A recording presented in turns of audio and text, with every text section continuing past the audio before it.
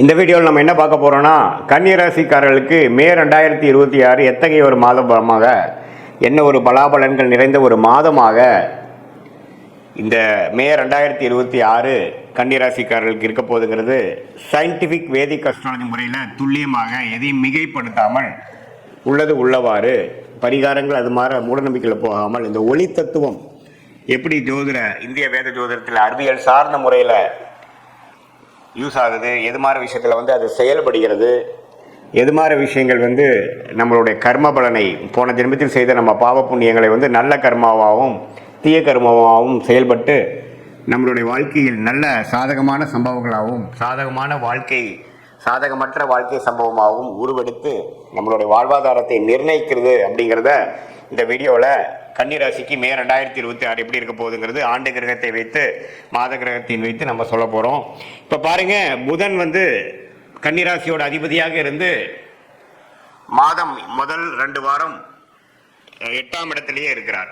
அதுக்கப்புறம் பாருங்க, மே 15க்கு அப்புறம் அவருக்கு பிடித்தமான சுக்கிரனோட வீட்டுக்கு 9ஆம் இடங்கிற பாக்கியஸ்தானத்துக்கு போகிறார். ஸோ இதிலிருந்து நல்ல மாற்றங்களை கொடுக்கக்கூடிய அமைப்பாக மே செகண்ட் ஹாஃப் வருகிறது.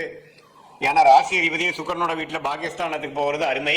அதே சமயத்தில் சூரியனும் பாருங்க, 8ஆம் இடத்தில் இருக்கக்கூடிய சூரியன் கடந்த ஏப்ரல் மாதத்திலிருந்து பல பிரச்சனைகளும் எதையுமே வேகமாக செயல்படாமல் எல்லாமே மெதுவாக சென்று கொண்டு கிணத்துல போட்ட கல்லு மாற இருந்து சில விஷயங்கள் நடக்காமல் காத்து கொண்டிருந்த கன்னிராசிக்காரர்களுக்கு மே 15ஆம் தேதிக்கு மேலே டக்குன்னு எல்லா விஷயங்களும் வேகமாக நீங்கள் எதிர்பார்க்கக்கூடிய ரிசல்ட்டை பெறக்கூடிய அமைப்பாக 2026 மே 15க்கு அப்புறம் சூரியனோட பயிற்சியும் அருமையாக இருக்கிறது. அதே மாதிரி செவ்வாய், நம்ம ரிஸ்கான செவ்வாய் பாருங்க, 7ஆம் இடத்திலிருந்து ராசியை பாதிக்கக்கூடிய அமைப்பு இருக்குது. ஏன்னா செவ்வாய்ங்கிற கிரகம் மிகவும் முக்கியமான கிரகம். யாருக்கு? கன்னிராசிக்கு.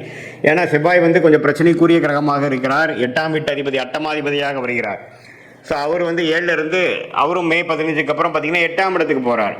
ஸோ 8ஆம் இடத்துக்கு போகும்பொழுது என்ன ஆகுது, சூரியனும் சுக்கிரனும் 8லேருந்து விலகி 9க்கு போகிறாங்க. ஆனால் இவர் 8க்கு வரார்.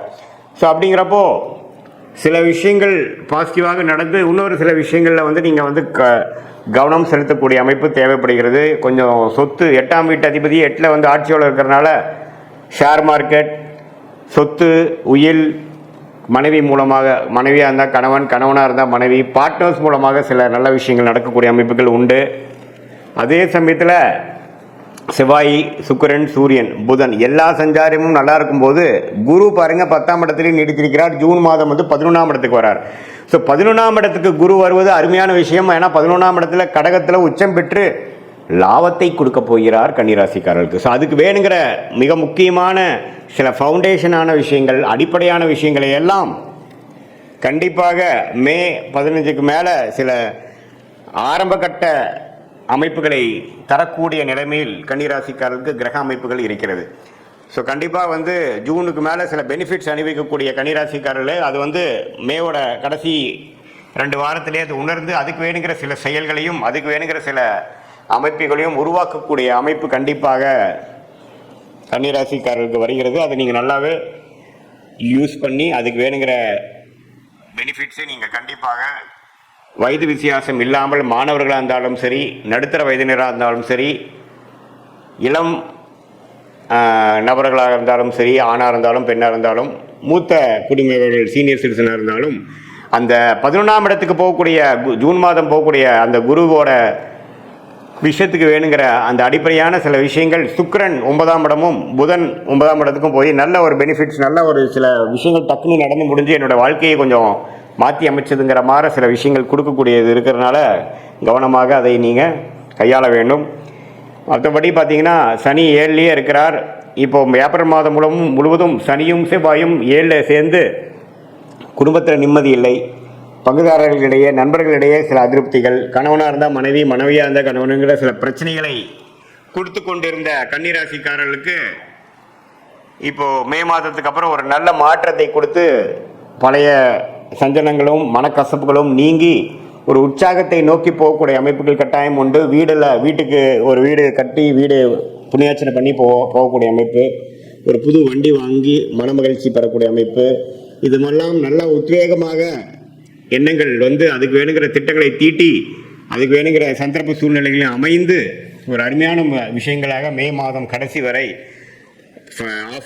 மிடில் இருந்து பார்த்தீங்கன்னா செகண்ட் ஆஃப் மே வந்து அற்புதமான ஒரு மாதமாக ஏப்ரல் மாதத்தில் நீங்கள் பட்ட பாடெல்லாம் ஓரளவுக்கு மறக்கக்கூடிய அளவுக்கு ஒரு நல்ல விஷயங்கள் நடக்கக்கூடிய அமைப்பு மே மாதம் 2026 கண்டிப்பாக கன்னிராசிக்காரர்களுக்கு இருக்குது. இது பொதுவான பலனே தவிர உங்களுடைய ஜென்ம ஜாதகத்தில் நீங்கள் எந்த தேதியில் பிறந்தீங்க, எந்த நேரத்தில் பிறந்தீங்க, எந்த ஊரில் பிறந்தீங்க வச்சு உங்கள் திருக்கணித பஞ்சாங்கத்தில் உங்களோட ஜாதகத்தை போட்டு நீங்கள் எந்த லக்னத்தில் பிறந்தீங்க, ராசி தான் கன்னிராசி, லக்னம் என்ன, அந்த லக்னாதிபதி எப்படி இருக்கார், ஸ்தானபலம் இருக்கா, திக்பலம் இருக்கா, திருக்பலம் இருக்கா, நீங்கள் வந்து உத்திரை நட்சத்திரம் பிறந்தீங்களா, அஸ்தமா, சித்திரை நட்சத்திரமா, இப்போ என்ன தசாபுக்திகள் போய் கொண்டிருக்கிறது, அந்த தசநாதர் முக்திநாதர் இப்போ நம்ம பேசின பொதுவான கோச்சார பலனில் எப்படி இருக்கார் எல்லாம் சேர்த்து வைத்து பார்க்கும் பொழுது துல்லியமான அடுத்து வரக்கூடிய ஷார்ட் டேர்ம் லைஃப் எப்படி இருக்கு, அடுத்து வரக்கூடிய லாங் டேர்ம் லைஃப் எப்படி இருக்கு, எது மாதிரி திசையில் போனோம்னா நம்ம வாழ்க்கையில் ஜெயிக்கலாம், எது மாதிரி வளைவுகள் தென்படுகிறது, எந்த சாய்ஸ் நம்ம எடுக்கலாம், எந்த நேரத்தில் அது நடக்கிற மாதிரி இருக்குது, நம்ம லேட் ஆகிற மாதிரி இருக்கா, இம்மிடியேட் ஆகிற மாதிரி இருக்கா, எப்போ நம்ம வந்து வேலையை மாறலாம், எப்போ இந்த மாதிரி ஒரு விஷயத்துலேருந்து நம்ம தாண்டி வருவோம். அதே மாதிரி கல்யாண விஷயங்கள், குழந்தை பேர் விஷயங்கள், தொழில் விஷயங்கள், தொழில் முன்னேற்றங்கள், வேலை மாற்றங்கள், எது மாதிரி துறையில் போகலாம், புதுசாக ஒரு பிஸ்னஸ் ஆரம்பிக்கிறது, வெளிநாடு எப்போ போகிறோம், படிப்பு, மேற்படிப்பு, கல்யாணம், காதல் திருமணம், அரேஞ்ச் மேரேஜ், இது மாதிரி எல்லா விஷயங்களும் பார்த்திங்கன்னா இந்திய வேத ஜோதிடத்தின் அடிப்படையான அந்த ஒளி தத்துவம் மூலமாக அறிவியல் சார்ந்த முறையில் ஒரு அற்புதமான ஒரு சாஸ்திரமாக இந்திய வேத ஜோதிட அடிப்படையான சயின்டிஃபிக் வேதிக் அஸ்ட்ராலஜி இருக்குது. அது மூலமாக நாம் மிகைப்படுத்தாமல் தேவையற்ற விஷயத்துக்குள்ளே போகாமல் ஒரு கிரகமும் ஒரு மாதிரி இருந்தால் நம்மளுடைய போன ஜென்ம பிறவி கர்மா எப்படி செயல்படுகிறது, எது மாதிரி தாக்கத்தை நமக்கு கொடுக்க போகிறது, பாஸ்ட் லைஃப் எப்படி இருந்தது, இப்போ ப்ரெசென்ட் எப்படி போயிட்டுருக்கு, அடுத்து வரக்கூடிய இமீடியட் ஃபியூச்சர் எப்படி இருக்குது, நம்ம எது மாதிரி சாய்ஸ் நமக்கு இருக்குது, எது எடுக்கிறது நல்லது, ஒரே கன்ஃபியூஷனாக இருக்குது, டைமிங் மிஸ் ஆயிருமோன்னு பயமாக இருக்குது, எந்த டைம் நமக்கு நல்லா இருக்குது, இதையெல்லாம் நம்மளுடைய அற்புதமான